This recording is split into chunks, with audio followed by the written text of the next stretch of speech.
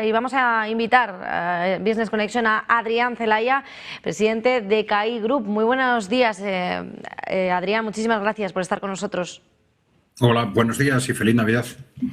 Queríamos preguntarte en primera instancia la tensión entre Estados Unidos y Venezuela. Vemos que sigue siendo uno de los tópicos más resonados durante estos últimos días y también porque vuelve a escalar con esas amenazas militares y con esos bloqueos.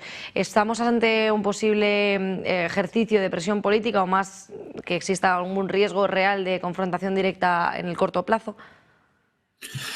Bueno, esa posibilidad de confrontación directa se descarta si entendemos por confrontación directa una guerra que implicaría necesariamente un desembarco masivo de tropas en tierra, quizás de cientos de miles de efectivos, ¿no? Algo que sería muy complicado de realizar para Estados Unidos y con un resultado muy incierto, ¿no?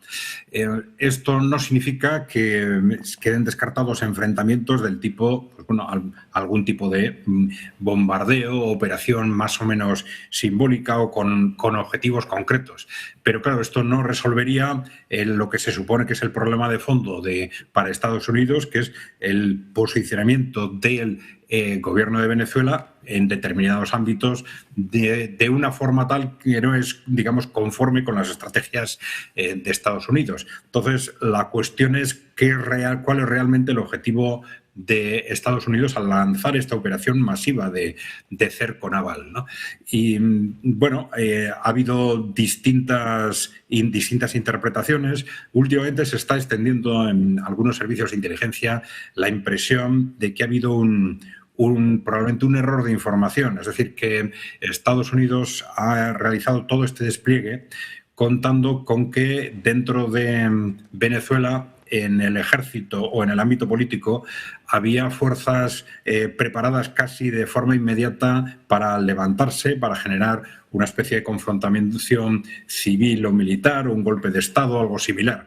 Y que, sin embargo, la realidad ha demostrado que esas fuerzas o no existían o no tenían, digamos, la densidad, la capacidad o el arrojo suficiente para lanzar una operación de ese tipo, y que esto es lo que ha generado un contexto tremendamente incómodo para Estados Unidos, en el cual, bueno, están ellos mismos cambiando de táctica, de estos ataques contra lanchas en el mar, ahora de pronto a atacar o a secuestrar petroleros, algo que es bastante desconcertante y que en principio no se le ve un final claro. Es evidente que la situación actual es incómoda para Venezuela, pero desde luego por esta vía no van a conseguir ningún cambio en posicionamientos políticos por parte del gobierno de Venezuela, con lo cual es muy posible que nos encontremos con que en un momento determinado, aprovechando probablemente algún tipo de circunstancia internacional lo suficientemente ruidosa, pues simplemente las fuerzas de Estados Unidos se van del entorno de Venezuela. Además, Adrián, estábamos también escuchando esta mañana este incidente ocurrido en Moscú. La presión diplomática internacional sobre Rusia parece que se intensifica. ¿Podríamos estar más cerca de una negociación de prolongación de conflicto con mayor implicación de actores externos también? Y en cuanto al accidente, el atentado de las explosiones de Moscú, ¿plantea dudas sobre la seguridad interna ahora mismo en Rusia? Bueno, el atentado en sí mismo no va a alterar ni la evolución de las negociaciones ni la evolución de la guerra. Sí, evidentemente detecta fallos de seguridad, pero claro, no hay ninguna seguridad, ningún marco de seguridad que proteja absolutamente a un Estado de este tipo de atentados. Son cosas que se han producido también antes y hay que tener en cuenta distintos factores que hacen bueno, relativamente fácil este tipo de operaciones. Uno de ellos, por ejemplo, es que hay millones de ucranianos viviendo en Rusia, ¿no?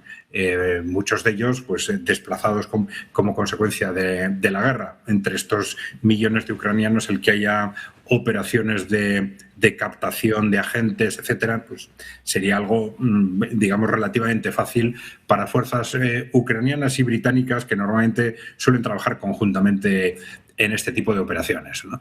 Desde el punto de vista de la evolución del conflicto, salvo que haya grandes sorpresas en las negociaciones, y hasta ahora no las ha habido, vamos a ver. Dmitriev viene ahora o ha llegado desde Miami a Moscú con la idea de transmitir cuál es el resultado de esas conversaciones con Estados Unidos y también con Ucrania en Miami. Y puede ser, no hay que descartar que haya algún tipo de sorpresa, pero en principio las posiciones continuaban tremendamente alejadas, excesivamente alejadas como para llegar a ningún acuerdo. Al contrario, ha habido un endurecimiento durante los últimos días, sobre todo por parte de los países europeos, que son en definitiva los que están marcando el margen de actuación de Ucrania a la hora de negociar.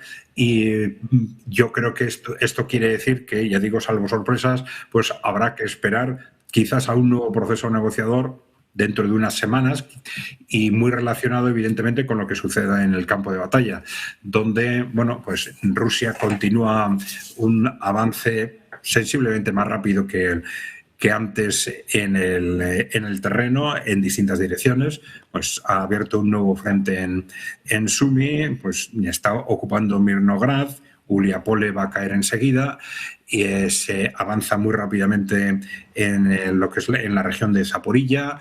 Esto puede implicar, pues, un avance continuado detrás de lo que son las líneas de defensa fundamentales de Ucrania, que puede hacer generar un avance, digamos, muy rápido desde Dnipropetrovsk y Zaporilla hacia Gerson, hacia Nikolaev y finalmente en la dirección de lo que se está llamando una hipotética larga marcha por tierra hacia Odessa, que podría ser una alternativa a un desembarco, ¿no?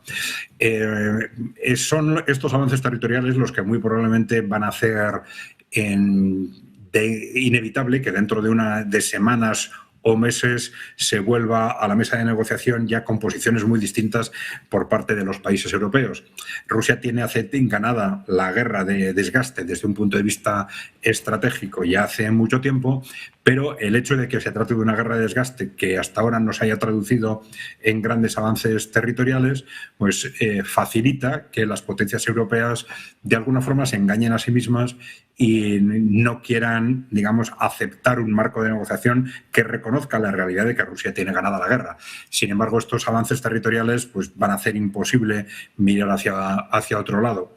Lamentablemente hay que pensar que estamos en ese contexto y que son esos movimientos en tierra, esos avances sobre el terreno, fundamentalmente probablemente en Zaporilla y en Donetsk también, evidentemente, los que van a obligar a las potencias europeas a llegar a acuerdos dentro de semanas o de meses en un contexto pues cada vez peor para Ucrania, lamentablemente, pero Ucrania no ha sido nunca el objetivo a defender en estas negociaciones.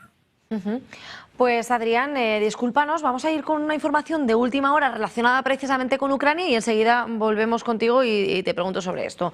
Zelensky parece que asegura que el plan de paz no exige a Ucrania a renunciar a la OTAN. Según acabamos de conocer esta información de última hora, el presidente ucraniano Volodymyr Zelensky ha revelado en una declaración durante el día de hoy que el proyecto de plan de paz no requiere que Ucrania renuncie formalmente a la candidatura a la OTAN. Hablando más sobre el proyecto de esa propuesta, ha mencionado que la cuestión territorial es el punto más difícil. Añade que Ucrania y Estados Unidos están divididos sobre este tema.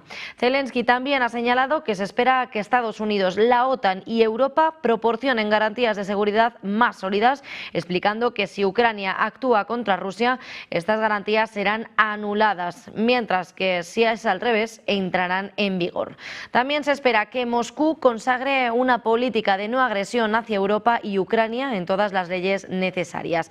Mientras tanto, Ucrania se unirá a la Unión Europea y obtendrá un acceso privilegiado a corto plazo al mercado europeo, cuya fecha exacta aún está por acordar. Finalmente, se acelerará el proceso de conclusión de un acuerdo de libre comercio con Estados Unidos. Adrián, te quiero preguntar sobre ello. ¿Hasta qué punto la negativa de Zelensky a renunciar a la entrada de la OTAN y las diferencias de Estados Unidos sobre el territorio pueden complicar la viabilidad real de un acuerdo de paz con Rusia? Bueno, el tono de esa declaración, en principio, hay que valorarlo positivamente. Es decir, independientemente de la interpretación que esté haciendo del proceso, de la situación actual del proceso del negociador, el que Zelensky valore positivamente en los contenidos de ese proceso significa que, desde su punto de vista, por lo menos, pues el proceso y el margen de negociación sigue abierto, ¿no? Bueno, vamos a ver, desde el punto de vista del fondo de la cuestión, yo creo que Rusia ha repetido más de una vez, desde que estalló el conflicto y también antes, cuáles son sus objetivos, digamos, irrenunciables, que no afectan tanto al marco territorial, es decir, a qué territorios de Ucrania se incorporan o no se incorporan a la Federación Rusa, sino más bien, primero, a qué sucede con el resto de Ucrania. ¿Cuál es el futuro institucional de ese resto de Ucrania, que tenía una posición más o menos neutral, que fue, digamos, radicalmente modificada a partir del año 2014 con el golpe de Estado del Maidán, dado por Europa y Estados Unidos, en el que se echó del poder a un gobierno, digamos, corrupto, pero democrático, con el fin de instalar un gobierno y un régimen, digamos, que claramente se posicionara como una ariete de la OTAN contra Rusia, ¿no? Bueno, este es el posicionamiento institucional que Rusia va a exigir que se cambie, que se modifique, y que esa nueva Ucrania sea o un país neutral o un país que por lo menos mire con naturalidad hacia el este, ¿no? Y luego tenemos el tercer elemento, que es fundamental, que es la negociación de un marco estratégico de seguridad compartida para el conjunto de Europa.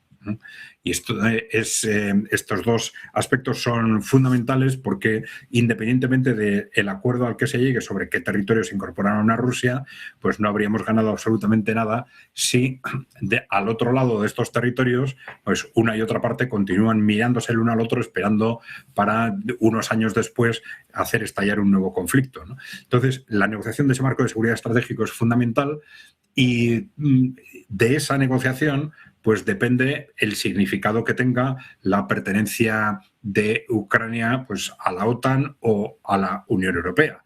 Porque, claro, no hay que descartar dentro de esa negociación absolutamente nada. La propia desaparición de la OTAN, la transformación de la Unión Europea, o la creación de ese nuevo marco de seguridad que incluya a Rusia, una posible nueva OTAN con la incorporación de Rusia, como se estuvo de alguna forma planteando a principios de siglo. Bueno, estaría todo abierto, pero esta es la cuestión clave, la negociación de ese marco de seguridad estratégica. Frente a esto, los otros conceptos, digamos, serían accesorios.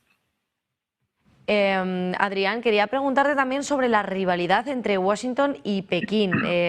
Parece que se traslada más al ámbito militar y tecnológico.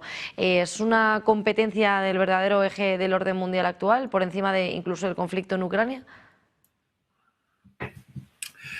Bueno, vamos a ver. Yo creo que ya desde que Donald Trump llega al gobierno, no ahora, también en el anterior mandato, el trumpismo parte de una constatación asumida por las teorías de realismo geopolítico de la última fase de Henry Kissinger, ¿no? Que básicamente contemplan la realidad de que ese mundo unipolar en el que hemos vivido desde los años 90 ya no tiene sentido, es decir, ya no es tal, ¿no? Ante el surgimiento de fuerzas como Rusia o como China, que frente a las cuales Estados Unidos no se puede enfrentar directamente, y por lo tanto tiene que aceptar que de una u otra forma avanzamos hacia un mundo multipolar, y el objetivo de Estados Unidos en ese nuevo mundo multipolar es posicionarse como un polo, eso sí, un polo lo más fuerte posible. Y esto requiere fundamentalmente una reactivación de una economía norteamericana en desgaste continuo como la europea durante las últimas décadas, y luego una definición de lo que esperan que sea su área de influencia, ¿no? Pero en último término, independientemente de estos forcejeos que puedan existir o con Rusia o con China, el trumpismo, digamos, sabe al contrario que, digamos, el área neoconservadora del Partido Republicano o el Partido Demócrata, muy ligados a Wall Street, por decirlo de alguna forma, que apuestan todavía por mantener, digamos, la hegemonía mundial a toda costa. El trumpismo sabe que, independientemente de sus forcejeos, a medio plazo va a tener que llegar a acuerdos estratégicos con China y con Rusia para que aceptarse mutuamente en esa, digamos, no diría un reparto, porque no parece que esté sobre la mesa un reparto de zonas de influencia, pero sí una aceptación de la existencia de varios polos geopolíticos a los que se comprometen de alguna forma a respetar. Yo creo que lo que pretende el trumpismo es llegar a esa mesa de negociación con una posición lo más consolidada posible. Pues Adrián Celaya, presidente de CAI Group, muchísimas gracias por aclarar estas cuestiones y también por estar con nosotros en un día tan especial como hoy, en Nochebuena. Muchísimas gracias por estar con nosotros y que tengan un muy buen resto del día y feliz Nochebuena. Muy bien, igualmente. Un saludo.